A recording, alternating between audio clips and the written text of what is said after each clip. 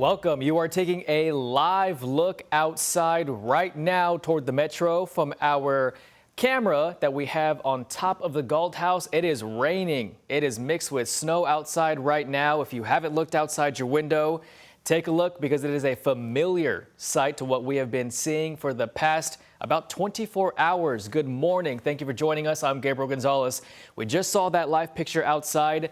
This is the live radar we are seeing right now. The rain is moving out. That blue purpley mix that we are currently seeing, that is the snow over us right now. Take a look outside because you're going to want to know what is going to be like for the rest of your day. Let's get right to meteorologist Reed Yaden. Reed, we are in another weather impact alert day, which means people need to be cautious if they're out and about today. Good morning to you. Hey, good morning. No need to cancel any plans, but here's what we're going through. I want to make you aware. This is the reason we have it as a weather impact day. There will be some potentially impactful weather because we're going to get some light snow accumulation out of this, I believe. Let's go to max 2 right now. And I want to show you here, full screen, exactly pretty much the same image you were looking at behind Gabe. We're going through the transition right now. About half the viewing area, Louisville West, is transitioning. It's a mix of rain, sleet, and snow. The further west you go, it becomes snow. We'll deal with that this morning. It'll taper off to flurries this afternoon. We could end up with around an inch accumulation. Thus, that's the weather alert day because we fear there could be some problems with driving. There will be a few slick spots around if we get some accumulating snow. Now, our temperatures are going to be falling. And there you see, look at the temperatures. We're going to be looking at temperatures falling really below freezing by 4 this afternoon. So we've had our high for the day. We were in the 40s a couple hours ago. We're in the upper 30s now. That's where we stand. We're going to get maybe around an inch or so just enough to be a nuisance. But there could be a few slick spots out there. Just want you to be aware of that. Don't go cancel. I don't see no need to cancel it. Just be aware of it. We've had a lot of rain, a ton of rain. 3 to 5 inch rainfalls, pretty much verifying 4 to 6 many locations. That's our weather story. We are at Heitzman's Traditional Bakery. Good morning, Good morning. Marguerite. Good morning. And we are going to be telling the story of the king cake. That's right. We'll dig into it here in about 15 minutes. First of all, I want to show you, if you want breakfast this morning, look what Marguerite's cooking up. You can come in here and have We've breakfast. got homemade pancakes. We've got our everything bagel with sausage, egg, and cheese, our homemade croissants. And right behind us is the king cake going on. There's the king cake being made. Sneak peek. It's dough right now. Danny is putting the Cream cheese cream icing, cheese in our there. cream cheese filling. And here's the maestro that actually braids this dough. Watch this, and then we'll go to Gabe. They cut the dough in 2, and they actually braids it, just like That's braiding right, your hair. just like your hair. It's got cinnamon cream cheese. This is probably the most popular Look at that. flavor here. And we'll Whoa. probably sell a good 2,000 probably the week of King Cake Day, but we're making them right now, Oh, so you come sell on them in. year-round in here? Yes, sir. Okay, that's it. Okay, Gabe, back to you. It's going to be a busy morning, but we're going to make you hungry also and get you ready for Easter as we talk king cakes. We'll see you again in about 15 minutes. All right, sounds good. Thank you, Reed. Right now, all the counties within our viewing area are under flood watch advisories until 1 o'clock today. We have a list of them now on your screen, including Jefferson, Bullitt, Oldham, and Henry counties in Kentucky. In Indiana, a few counties include Scott, Clark, Floyd, and Marshall. Again, every county within our viewing area is under a flood watch advisory.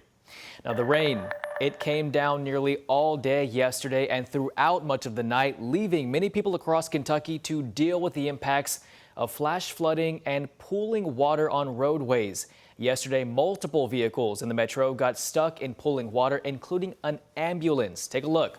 WHAS11 crews who were at the scene last night on Coral Ridge Road just north of Shepherdsville as rushing water on the roadway caused an ambulance to get stuck in the water. Another driver tried to turn around but also got stuck in the nearby ditch. However, a semi-truck who was also stuck used the straps in his car to help pull the car out of the ditch. It's an everyday thing for us. It's rain, snow, tornadoes, it's the elements. You got to be kind to people. Eventually, the ambulance was also pulled out from the water covered in leaves and other debris. As a reminder, it's never a good idea to drive through high water. New this morning, 2 people died in Hart County last night after floodwaters swept away their car. According to a report by the National Weather Service in Louisville, 2 were confirmed to be dead around 10:30 last night. Take a look at this video showing a bridge in Warren County completely submerged in water. Warren County KYTC says at the time it had crews working to put barriers around flooded roads, but not every road had one yet. Transportation officials say at the time the video was taken, there was a car stalled somewhere in that water. The sheriff's office said yesterday they were called to assist a driver at the same location. KYTC wants to remind people, even if a road is not barricaded, do not drive through flood waters. And meanwhile, the storm also caused some roads in eastern and western Kentucky to close due to rock and landslides. These photos are from I-69 near Madisonville, Kentucky. The rock slides, it slid to the northbound lanes of the interstate at the Hopkins-Caldwell County line. We also learned last night there was a mudslide in Knox County, which shut down KY 38. And Shepherdsville, feeling the effects of the flooding. These photos were taken by Scott Tracer in the Mallard Lake subdivision. Zonton fire crews say they responded to multiple calls of people trapped in their cars in the area, saying many roads were completely covered with water. And here are a few tips to keep you safe during flash flooding. It only takes 6 inches of water to lose control of your car. Some cars even stall. Meanwhile, a foot of water can make your car float. And when it gets to 2 feet, that can carry most cars away, including trucks and SUVs. Reminder, it is never safe to drive or walk into floodwaters. Don't forget, turn around, don't drown. And the best way to keep up to date with the weather here in Kentuckiana is by downloading the WHAS11 app. We'll bring you the updated forecast this weekend and any potential flooding right to your phone. More local news now. The countdown to JCPS Superintendent Marty Polio's last day is underway. With just 4 months to go, JCPS families are expressing their thoughts on what they want in their district's next superintendent. WHAS11 Alex Dieterer reports. The heart of any school district is about the students. Parents. And I think the next leader should understand the importance of wanting to invest in the children in the West End. And community leaders shared the qualities they want to see in the next JCPS superintendent. The kind of leader we're looking to bring is someone who has that depth, breadth, and complexity of managing systems. Face to face with the search firm who is in charge of choosing the candidates. We want to hear from parents, we want to hear from community, what they're looking for in the next superintendent for JCPS. There are 96,000 students that have to be represented, and we want to know what is important. Some of the issues that we face as a district and in our community as a whole are not changing. We have been arguing with the legislature for the past 50 years. They're not changing. Issues ranged from state involvement. They seem to be hyper-focused on breaking this district up.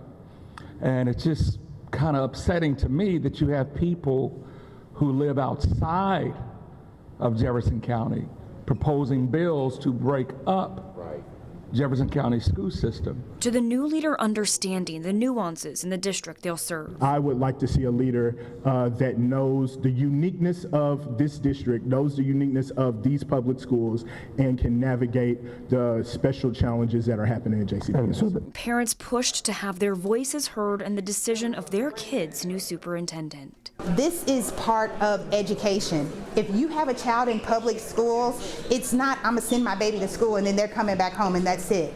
It's you being involved, it's you talking to teachers, it's getting to know the principals and the MHPs and the counselors. It's so much more. That is what true education is. Being involved, being in a community, being a family. Alex Dieterer, WHAS 11 on your side. As of right now, the school district's plan is to have the new superintendent start July 1st.